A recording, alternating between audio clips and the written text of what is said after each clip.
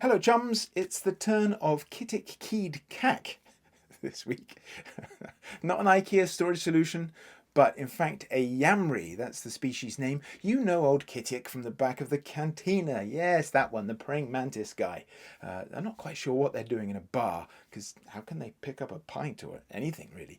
They're one of those weird aliens that feel a bit cobbled together, but give that great texture and vibe to the cantina. A couple of Yamri facts for you I came across while doing my research. One, they are quite quick to anger. They're a bit tetchy. Two, they love technology. And three, they love eggs. Eating eggs, apparently. I'm not making it up. I mean, somebody made it up, but it wasn't me.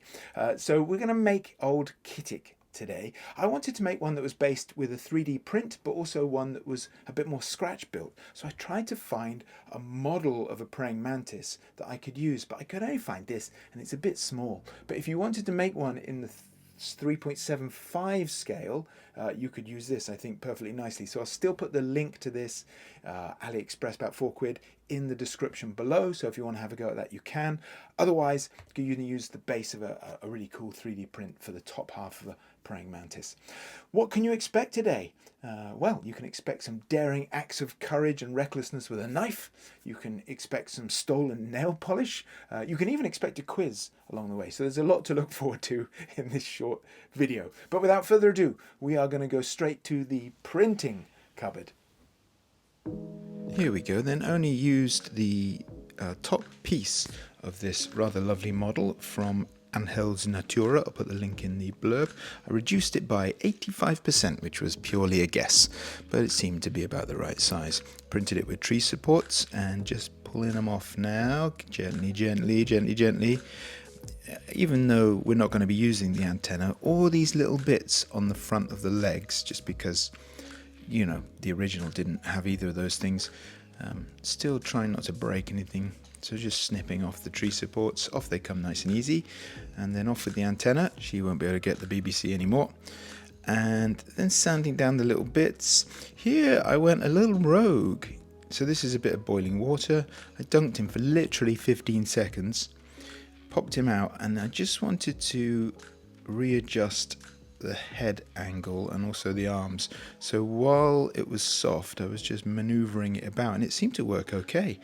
A little crack appeared in the arm, which I'm going to fill in a second, but otherwise it just makes it a little bit more humanoid for our purposes rather than insectoid as the original design intends. Here I'm just covering over, there's a maker's signature, sorry Anhels, but it would have been weird for our purposes, so again just filling it over with a bit of perfect plastic putty, which sounds like an actor's warm-up, doesn't it?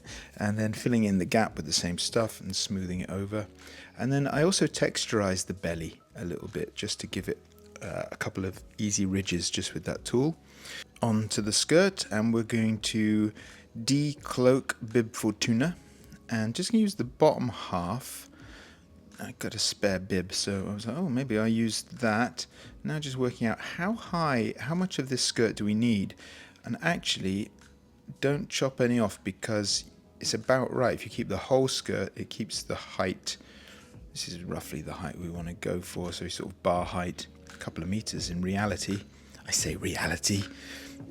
Who knows what that means in this context? And then around the dress, there's that weird sort of bunching, which I thought might look cool with a little plastic washer. This is the top of a bottle of some sort.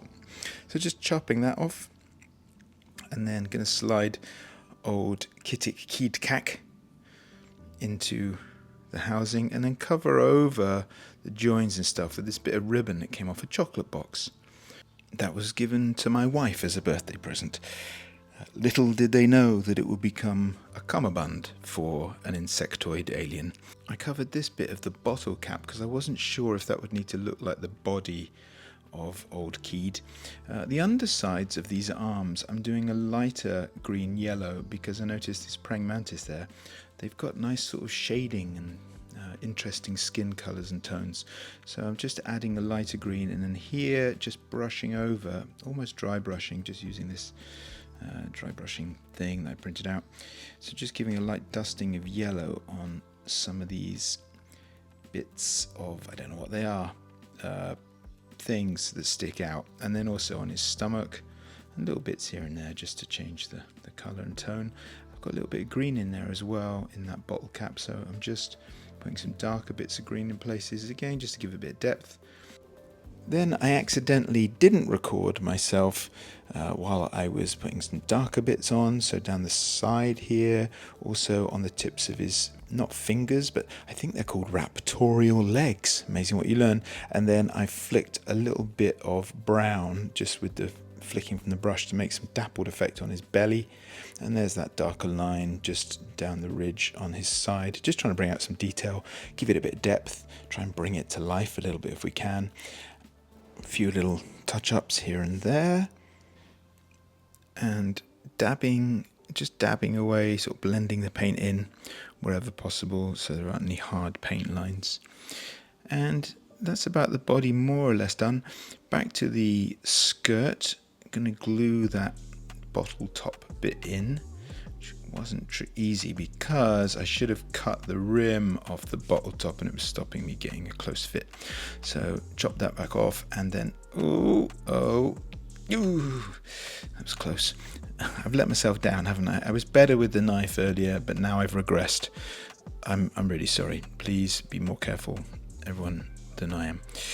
Here, just touching up the green a little bit, although spoiler alert, it's not going to stay green because I'm not sure that works, like thinking of it as the body.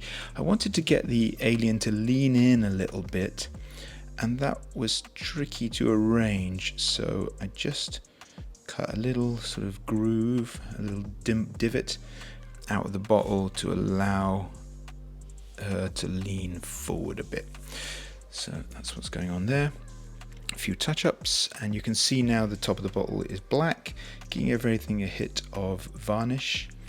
And then back with the perfect plastic putty, because I've got a couple of print lines I want to get rid of there. So I wanted the eyes to be really sort of smooth, and so just putting that putty on, then smoothing it over with a damp finger, and then where I've made a mess, just with a clean brush, just brushing the bits off. And that's the eyes kind of done. And here, look what I found. It's Miracle Pure by Max Factor. It's a yellow nail varnish, which I thought would look great for the eyes, but you might notice I got a bit of the old shaky hands. Why is old Crafty shaky today? For 1 million credits. Too much, Cav. Not enough, Cav. Age. He's nervous because he stole the nail varnish. Don't rush in. Think about it. Think carefully. Final answer? Of course it is. It's too much, Cav. Well done. Right, well, let's get on with it. I've been wanting to use some pastels for a while. I thought, oh, maybe this would be a good way to blend the green into the yellow. I can subscribe. But it wasn't because it was too shiny. So I thought I'd hit it with some matte varnish and try again. But no, it still didn't work. I'm not really sure why. I'm going to try the pastels on another project. In the meantime, I went over again with the nail varnish, and then just with ordinary acrylics I just started to paint in green and tried to blend it in, and then taking away some of the paint so that some of the yellow was really nice and clear and poppy. And that's about it. Pretty much time for him to lurk in the back of the cantina.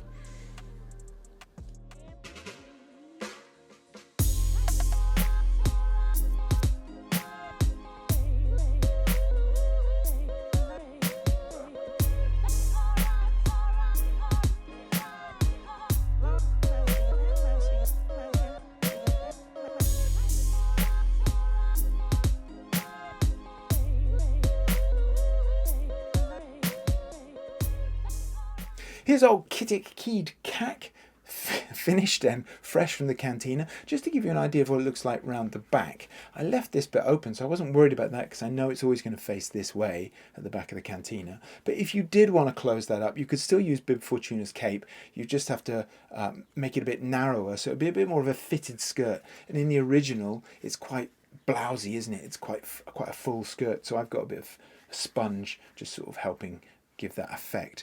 So I wasn't too worried about it being open at the back, but you could close it if you want to, fairly easy. Let me know what you thought in the comments. To give you an idea of scale, here's Obi-Wan Kenobi Black Series. So that's quite a tall Yamri, isn't it? I think this is my least favourite build so far. I don't know why. I don't know if it's because you can't move it. It's not a sort of functional figure, or I don't know. Maybe I'm just a bit bored of it now. I've been doing it for a couple of days, but I'm quite pleased with some of the paint finish. So I'm sort of proud of it in a way. But and I'm happy to have it in the canteen. It's going to add some depth and some interest. But yeah, let me know what you thought. As always, thanks for watching. It's just broken. Thanks for watching.